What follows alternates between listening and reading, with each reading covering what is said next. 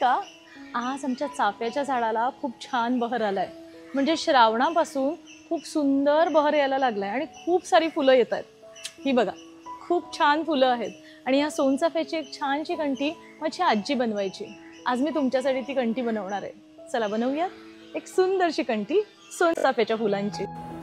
यासाठी मी घेतला आहे हा एक हुक आणि लोकर हिरव्या रंगाची घेतली आहे, पिवळ्या फुलांना कॉन्ट्रास्ट म्हणून।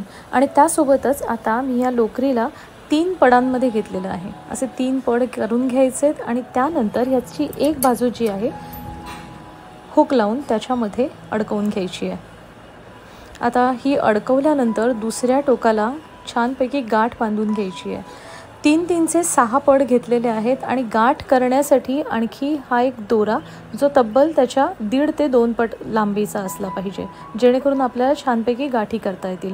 आता हे 3 पड खाली आणि 3 पड वरती आणि दोघांच्या मधोमध आपल्याला हे फूल ठेवायचं आहे। ही छानशी कळी यात व्यवस्थित प्लेस करायची आहे आणि त्यावर बोट ठेवायचं आहे आणि त्यानंतर ज्या लोकरीने आपण गाठ मारणार आहोत त्याला अशा पद्धतीत फुलावर घेऊन त्यावर अंगठा ठेवायचा आहे आणि त्याला अशा पद्धतीत छानपैकी गाठ बांधून घ्यायची आहे। झाली।